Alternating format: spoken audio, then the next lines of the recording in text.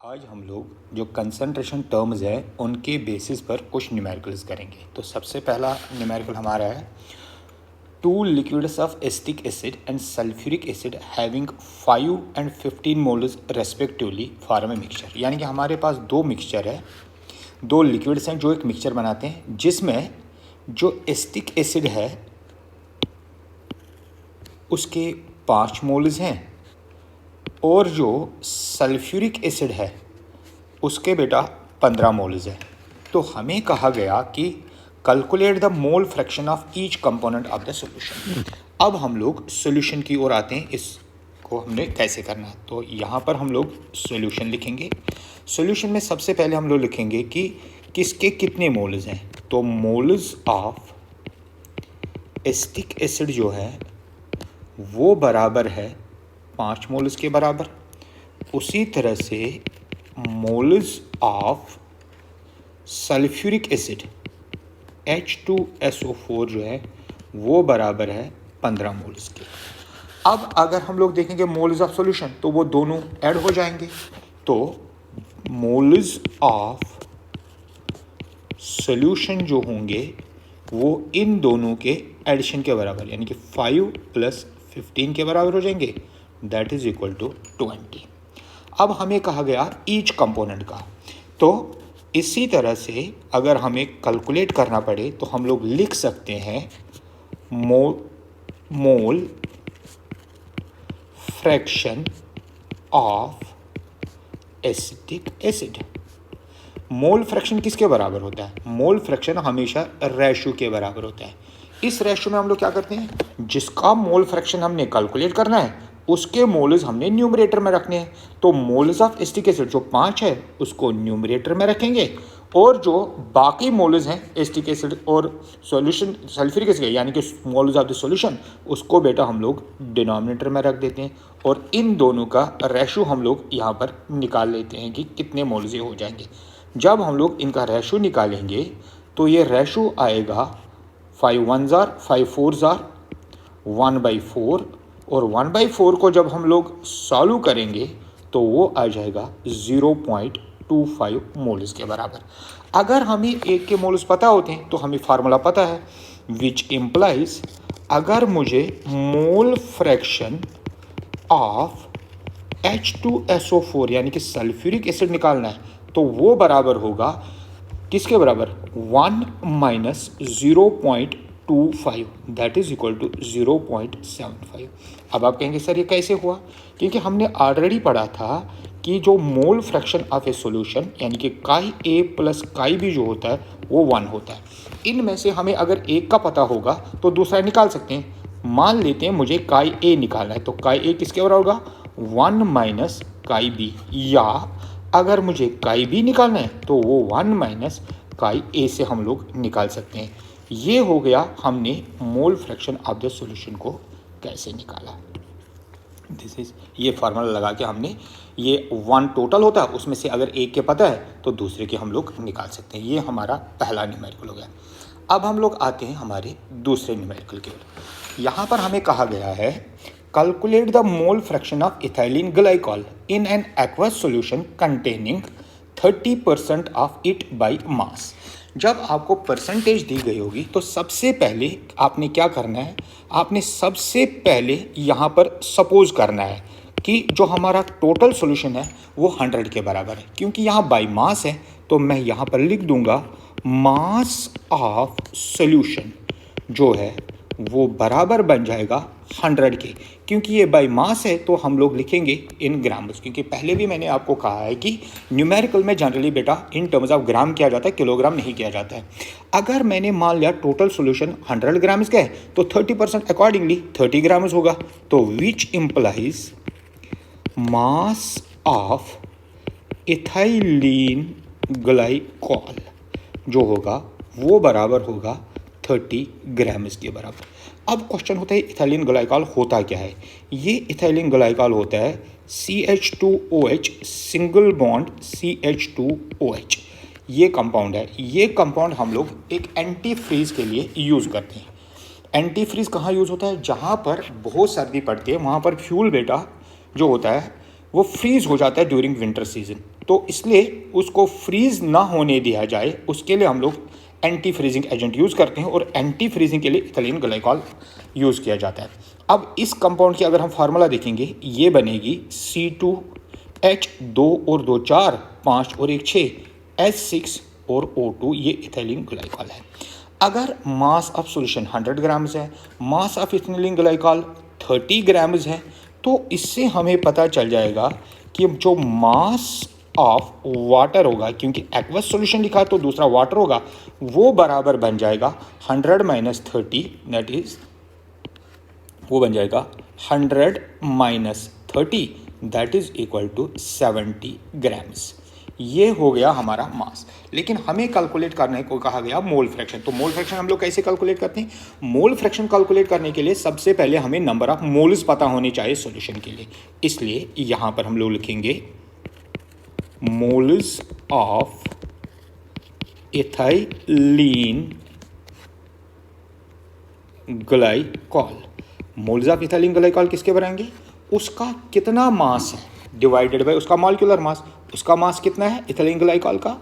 30 divided by उसका molecular mass. अगर मैं यहाँ से इथाइलीन ग्लाइकॉल का मॉलिक्यूलर मास कैलकुलेट करूँगा, एक कार्बन का 12 होता है, 2 कार्बन का बेटा 24 हो जाएगा। एक हाइड्रोजन का 1 होता है तो 6 हाइड्रोजन का 6 हो जाएगा। एक ऑक्सीजन का 16 होता है तो 2 का 32 हो जाएगा। इसलिए इसका मॉलिक्यूलर बन जाएगा, जब हम इसको ऐड करेंगे, 62 ग्राम पर यहाँ पर मोल हो जाएगा इसका मॉलिक्यूलर मास। अब यहाँ पर डिवाइड बाय 62 हो जाएगा। सिमिलरली मोल्स ऑफ दूसरा कंपोनेंट हमारा वाटर है, तो मोल्स ऑफ वाटर जो हो जाएगा वो किसके बराबर हो जाएगा? वाटर का मास कितना था? 70 ग्राम्स डिवाइड बाय वाटर का मॉलिक्यूलर मास कितना होता है? It is 18। कैसे? H2O, एक हाइड्रोजन का 1, 2 का 2 प्लस बेटा 16, और 16 प्लस 2 इज 18, ये हो जाएगा। अब यहां से हम लोग मोल फ्रैक्शन कैलकुलेट कर सकते हैं, which implies mole fraction of ethylene glycol. Mole fraction किसके बराबर होता है? जैसे आपको ऑलरेडी पता है, वो बराबर होता है रेशो में। जिसका मोल फ्रैक्शन आपको कैलकुलेट करना है उसके मोल इज न्यूमरेटर में, तो यहाँ पर आएगा 30 डिवाइडेड बाई 62। डिनोमिनेटर में आएगा, दोनों के मोल्स ऐड करने हैं, यानी कि 30 divided by 62 plus 70 divided by 18।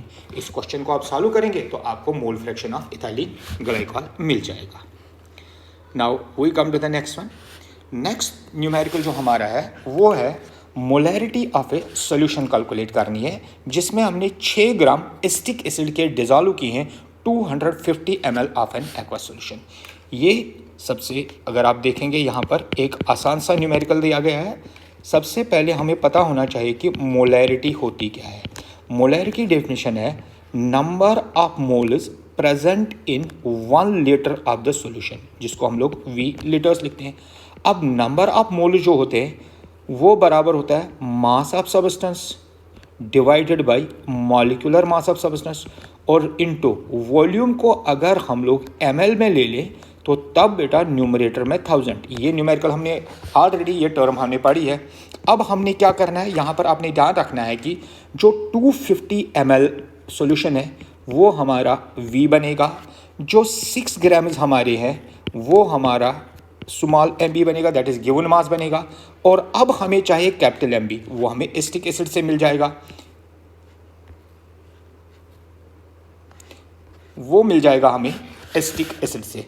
अब यहाँ पर हम लोग सबसे पहले वापस जाते हैं, फिर हम लोग लिख लेते हैं it is molarity will be equal to, शाबाश, मोलैरिटी किसका रहा, mb हमारा कितना है, वो 6 ग्राम है। फार्मूला का 1000 यहाँ पर आएगा।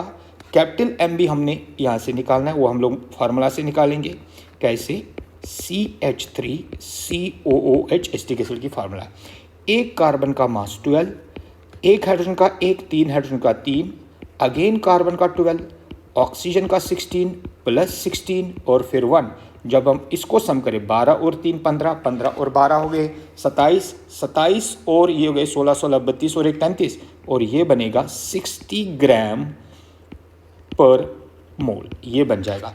तो यहाँ पर हम लोग डिवाइड करेंगे 60 से, मल्टीप्लाइड बाई कितना सॉल्यूशन है, it is 250, 6 1 jar 6 10 jar 2 1 jar और 4 जार, तो विच इम्प्लाइज जो इस सॉल्यूशन की मोलैरिटी होगी that will be equal to 0.4 mole per litre. ये बेटा हो गया हमारा न्यूमेरिकल नंबर थर्ड।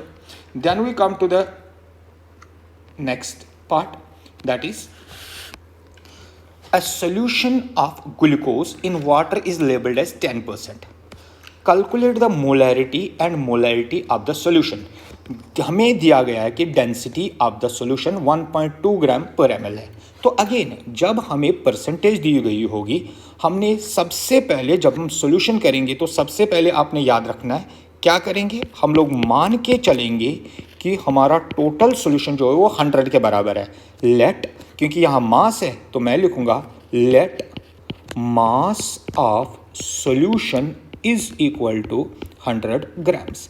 अगर मास ऑफ सॉल्यूशन 100 ग्राम हो गया तो जो ग्लूकोज 10% है तो उसका मतलब हुआ वो 10 ग्राम के बराबर होगा, विच इम्प्लाइज मास ऑफ ग्लूकोज जो है वो 10 ग्राम हो गया। अगर सॉल्यूशन 100 ग्राम, ग्लूकोज जिसको हम सोल्यूट मानेंगे 10 ग्राम, तो विच इम्प्लाइज मास ऑफ वाटर, जो यहाँ पर वाटर जो है वो सॉल्वेंट का काम करेगा, ग्लूकोज जो है वो सोल्यूट का काम करेगा, तो ये बराबर बनेगा 100 minus 10 that is equal to 90 grams. अब यहाँ पर हमें क्या करना है, हमें यहाँ पर मोलैरिटी भी कैलकुलेट करनी है और मोलैरिटी भी कैलकुलेट करनी है। तो सबसे पहले अगेन हम लोग पार्ट 1 करेंगे। नंबर फर्स्ट हम लोग करेंगे मोलैरिटी। मोलैरिटी की फॉर्मूला अभी हमने ऊपर लिखी है, किसके बराबर है ये, NB अपॉन V इन लीटर्स। तो वो बन जाएगी NB जो होता है वो बराबर होता है given mass of solute by molecular mass of solute. Formula का 1000 आता है इनटू V, क्योंकि लीटर में था तो इसको हम लोगों ने मिलीलीटर में कन्वर्ट किया। आपने याद रखना है कि जब भी आपका 1000 आएगा तो उसका मतलब ही होता है कि वॉल्यूम जो हमारा है वो मिलीलीटर्स में है। अब यहाँ पर हम लोग देखेंगे कि कौन सा टर्म कौन सी है। 10% जो है यहाँ पर जो MB हमारा है वो 10 ग्राम है, तो हम लोग यहाँ लिखेंगे that is equal to 10। Formula का हम लोग यहाँ पर 1000 यूज़ करेंगे। अब रहा mass, molecular mass of glucose. Glucose होता है बेटा C6H12O6। अगर हम लोग इसका मॉलिक्यूलर मास करेंगे, एक कार्बन का 12 होता है तो 6 से मल्टीप्लाई करना क्योंकि 6 एटम्स है, तो ये 72 हो जाएगा। ऑक्सीजन का 12 हो जाएगा और सॉरी हाइड्रोजन का 12 हो जाएगा और ऑक्सीजन का 96 होगा। जब आप इसको सम करेंगे ये 180 ग्राम पर मोल हो जाएगा। जब हम यहाँ यूज़ करेंगे तो यहाँ यूज़ करेंगे हम लोग 180 इनटू, यहाँ पर VML है लेकिन हमारा सोल्यूशन में ये भी ग्राम, ये भी ग्राम, ये भी ग्राम। अब हमने क्या करना है, हमने बेटा यहाँ पर जो वॉल्यूम है उसको कैलकुलेट करना है। तो वॉल्यूम को कैलकुलेट करने के लिए हम लोग एक फार्मूला का यूज़ करेंगे। कैसे, ये फार्मूला आपने पहले भी यूज़ किया। हमें पता है कि जो डेंसिटी होती है वो मास पर यूनिट वॉल्यूम होती है, और अगर हमें वॉल्यूम को कैलकुलेट करना है that will be equal to mass upon density. अब यहाँ पर आपने ध्यान रखना जो ये VML है ये बेटा हमेशा सॉल्यूशन का होता है, इसीलिए आपने यहाँ पर सॉल्यूशन का मास लेना है। तो V will be equal to, क्योंकि यहाँ पर दिया गया density of solution, density solvent की नहीं दी होती है, डेंसिटी सॉल्यूशन की दी है। तो मास ऑफ द सॉल्यूशन कितना है, तो mass of the solution 100 grams था। यहाँ पर density of the solution 1.2 grams है। जब आप इसको डिवाइड करेंगे तो ये रफली अराउंड 83.3 ग्राम आएगा, सॉरी ml आएगा।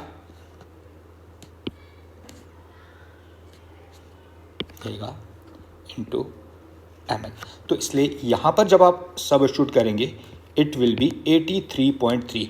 इसको आप सॉल्व करेंगे तो आपको बेटा मोलैरिटी मिल जाएगी। अब हमारी दूसरी टर्म यहीं से स्टार्ट हो जाती है। मोलैरिटी के बाद जो दूसरा टर्म हमारा है दैट इज मोलैलिटी। तो मोलैलिटी क्या होता है, molality is NB divided by weight of solvent in kilograms, that is number of moles of solvent solute divided by weight of solvent in kilograms. Again जैसे formula NB बेटा बराबर होता है given mass of solute divided by molecular mass of solute. जो ये wait है इसको हम लोग ग्राम्स में कन्वर्ट करेंगे, WA ब्रैकेट में G लिखेंगे और इसलिए न्यूमरेटर में यहाँ 1000 करेंगे, विच फर्दर इम्प्लाइज जो मोलैलिटी होगी that will be equal to MB. हमारा कितना था, इसको मैं थोड़ा सा छोटा करूँगा यहाँ से, आपको पता चलेगा. MB इज मास एब्सोल्यूट और मास एब्सोल्यूट हमारा बेटा वापस 10 ग्राम के बराबर है. फार्मूला का हमारा यहाँ पर 1000 आएगा डिवाइडेड बाय, शाबाश, क्या डिवाइड आएगा, मॉलिक्यूलर मास जो था वो बेटा 180 आएगा. मॉलिक्यूलर मास ऑफ ग्लूकोज 180 है और उसके साथ अब हमने यहाँ पर वेट ऑफ सॉल्वेंट लिखना है और वेट ऑफ सॉल्वेंट यहाँ पर अगर आप देखेंगे वो 90 है. तो इस तरीके से इसको भी आप सॉल्व कर सकते हैं. न्यूमेरिकल को आप यहाँ पर जब आप इसको सॉल्व करेंगे तो आपको बेटा यहाँ पर मोलैलिटी का भी आंसर मिल जाएगा. ये हमारा नेक्स्ट न्यूमेरिकल. अब यहाँ पर एक न्यूमेरिकल ऐसा है जिसमें ऑलमोस्ट हमें हर एक चीज़ को बेटा कैलकुलेट करना है. यहाँ पर लिखा है कि हमारे पास एक लेड स्टोरेज बैटरी है जिसमें 30% सल्फ्यूरिक एसिड बाई मास है. Same question almost. तो यहाँ पर सबसे पहले हम लोग इसका सोल्यूशन लिखेंगे. क्योंकि 30% दिया है तो सबसे पहले जैसे मैंने पहले आपको कहा गया तो हमने क्या लिखना है, लेट टोटल, इसको थोड़ा सा बड़ा कर देते हैं, let total mass of solution is equal to 100 gram. अगर total mass of solution 100 gram है तो उसका मतलब हुआ जो सल्फ्यूरिक एसिड है उसका मास 30 ग्राम हो जाएगा. तो इसलिए यहाँ पर mass of sulphuric acid is H2SO4 जिसको हम लोग सोल्यूट भी लिख सकते हैं इज इक्वल टू 30 ग्राम्स. अगर सॉल्यूशन 100 ग्राम है, हमारा सोल्यूट 30 ग्राम है, तो जो हमारा सॉल्वेंट होगा वो सॉल्यूशन माइनस सोल्यूट होता है which implies mass of water जो हमारे लिए सॉल्वेंट का काम करेगा that will be equal to 100 minus 30 will be equal to 70 grams. अब बेटा यहाँ पर अगर आप देखेंगे यहाँ डेंसिटी भी दी गई है, ये हमें दिया हुआ है. यहाँ पर मैं पहले लिख दूँगा डेंसिटी ऑफ सॉल्यूशन किसके बराबर है, again density of solution is 1.2 ग्राम पर ml.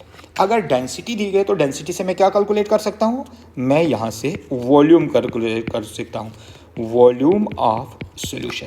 कैसे, अगेन यहाँ पर बेटा हम लोग सेम फार्मूला को यूज़ करेंगे.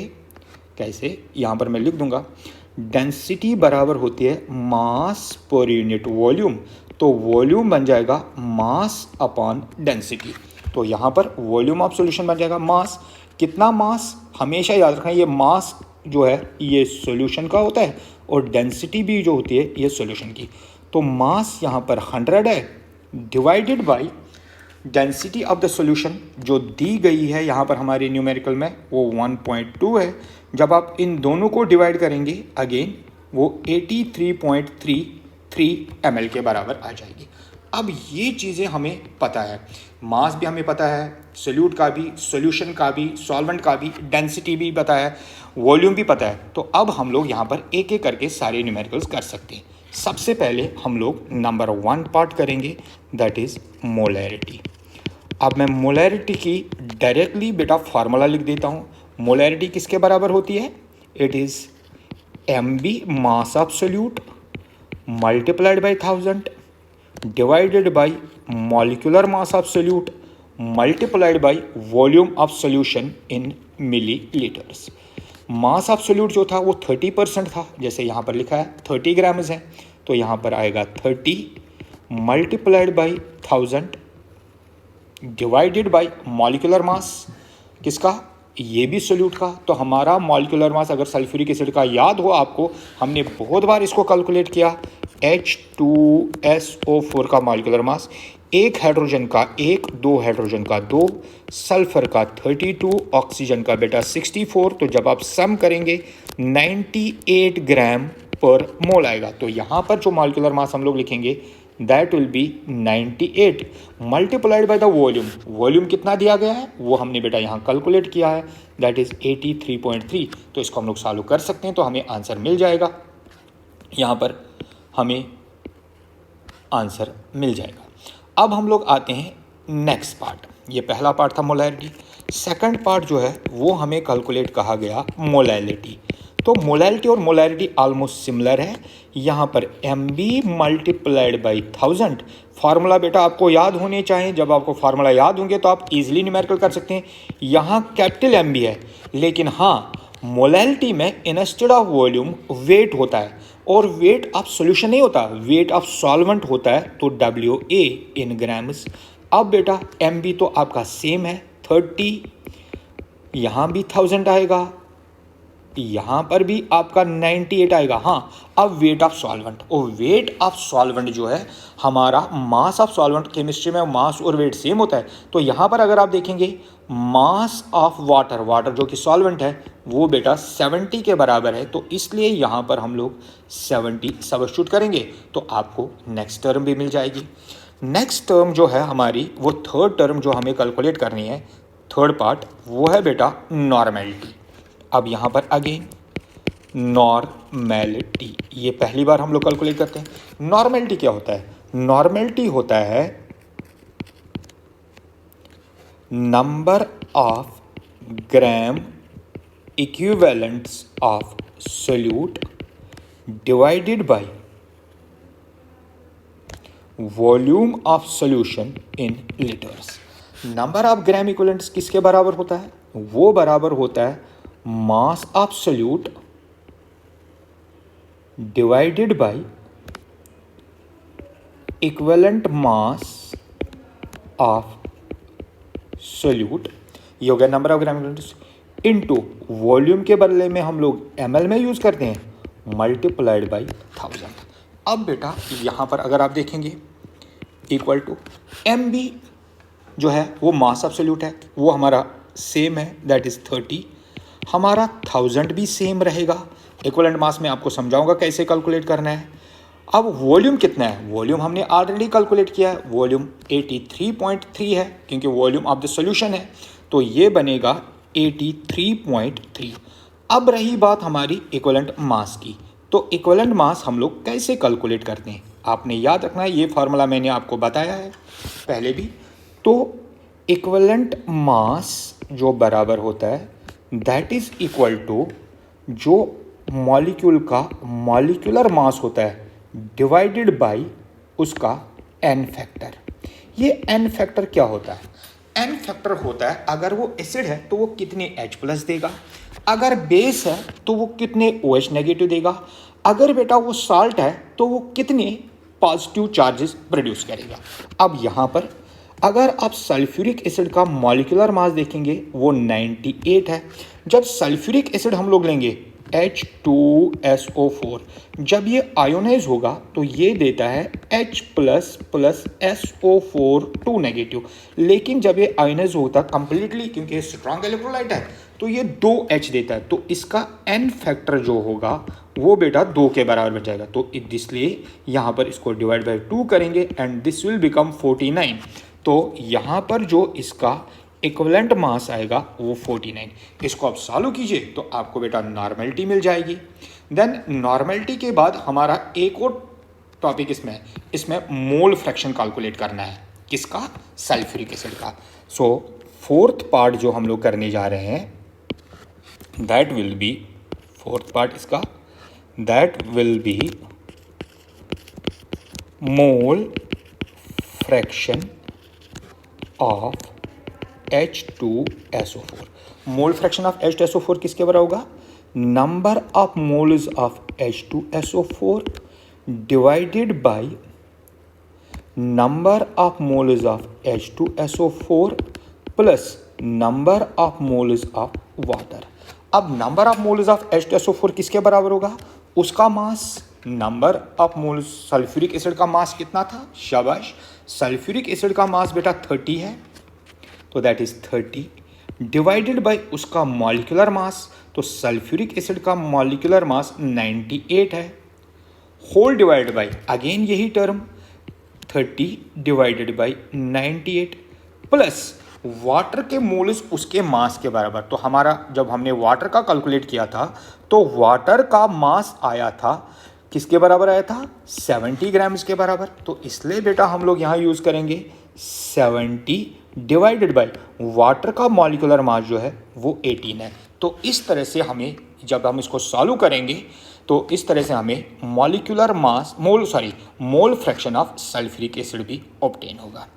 अब हमारे पास नेक्स्ट न्यूमेरिकल है जो हम लोग यहाँ करने जा रहे हैं, वो है बेटा 6.022 into 10 raised power 20 molecules of sodium hydroxide are present in 250 ml of an aqueous solution. Calculate the molarity of the solution. Again हमें molarity calculate करना है। तो यहाँ पर जब हम लोग इसका solution लिखेंगे तो आपने ध्यान रखना है कि हम लोग इसका solution कैसे करेंगे। सबसे पहले आपने फार्मूला लिखनी है solution में। क्या solution की molarity की फार्मूला है, molarity is equal to number of moles of solute divided by volume in litres, या नंबर ऑफ मोल्स को मैं ऐसे रहने दूंगा, यहाँ पर वॉल्यूम को मैं ml में यूज़ करूँगा तो इसलिए न्यूमरेटर में जो है वो 1000 आएगा। लेकिन अब आपको याद रखना होगा कि नंबर ऑफ मोल्स जो है वो बेटा सिर्फ मास बाय मास नहीं होता है। हमने पहले 11th क्लास में पढ़ा था कि जो नंबर ऑफ मोल्स है उसके बहुत सारे तरीके हैं। नंबर ऑफ मोल्स कैलकुलेट करने का एक और तरीका है, it is given number divided by Avogadro's number. तो यहाँ पर अगर मुझे नंबर ऑफ मोल्स कैलकुलेट करने हैं इस फार्मूला में तो मैं लिख सकता हूँ given number of molecules of sodium hydroxide is equal to 6.022 into 10 raised power 20। तो फिर जो एवोगाड्रोस नंबर है जी that is equal to 6.022 into 10 raised power 23। इसको हम लोग रिप्रेजेंट करते हैं n से, इसको रिप्रेजेंट करते हैं n से। Therefore moles of sodium hydroxide जो होगा that will be equal to 6.022 into 10 raised power 20 whole divided by 6.022 into 10 raised power 23। ये और ये कैंसिल हो जाएगा। जब आप इसको ऊपर ले जाएंगे ये बनेगा 10 raised power 20 into 10 raised power -23 and that is equal to 10 raised power -3 moles आ जाएंगे। अब इन्हीं 10 raised power -3 मोल्स को बेटा हम लोग इस फार्मूला में सबस्टिट्यूट करेंगे तो क्या आएगा, which implies molarity will be equal to number of moles कितने हो गए 10 raised power -3 मल्टीप्लाइड बाई 1000 और 1000 भी 10 raised power -3 के बदले में 10 raised power 3 हो जाता है। तो ये दोनों ऑलमोस्ट यहाँ पर कैंसिल हो जाएंगे और डिवाइड बाय वॉल्यूम, तो वॉल्यूम कितना हमारा है, वॉल्यूम हमारा है 250। ये और ये कैंसिल हो जाएगा तो 1 divided by 250 moles per litre हमारा इसका आंसर आ जाएगा। अब एक और न्यूमेरिकल यहाँ पर है, ये हमारा इस चैप्टर का लास्ट न्यूमेरिकल है। An aqueous solution of 500 ml contains 26.5 grams of sodium carbonate. If it dissociates completely in solution, calculate molar concentration of Na plus and CO3 2 negative ions. सबसे पहले मोलर कंसंट्रेशन का मतलब हमें molarity find out करनी है। तो again solution में सबसे पहले we will find out molarity. Molarity is equal to again NB divided by V in liters. Further NB बराबर होता है MB divided by capital MB into 1000 और यहाँ पर वॉल्यूम को हम लोग मिलीलीटर्स में लेंगे। अब यहाँ पर अगर हम लोग इसको फर्दर सॉल्व करेंगे तो जो हमारा ये 26.5 है ये हमारा MB बन जाएगा, जो 500 ml है वो बेटा हमारा VML बन जाएगा। अब रहा हमारा MB, तो MB हम लोग यहाँ पर कैलकुलेट करेंगे। MB हमें किसका कैलकुलेट करना है? सोडियम कार्बोनेट का। Sodium carbonate is Na2CO3। एक सोडियम का मास 23 होता है, तो 2 से मल्टीप्लाई करेंगे तो वो 46 हो जाएगा, यहाँ 23। कार्बन का मास बेटा 12 होता है, तो प्लस 12 करेंगे। एक ऑक्सीजन का 16 होता है, 3 से ऐड करेंगे 48, और जब आप इनको सम करेंगे ये 106 ग्राम पर मोल आएगा। अब यहाँ पर सब्स्टिट्यूट करेंगे। MB हमारा कितना है?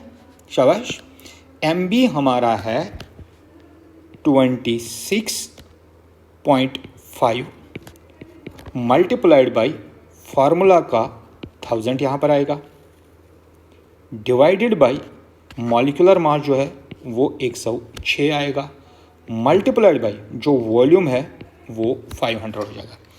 अगर हम लोग इन दोनों को देख लें तो ये 5 1, ये 2 जार हो जाएगा।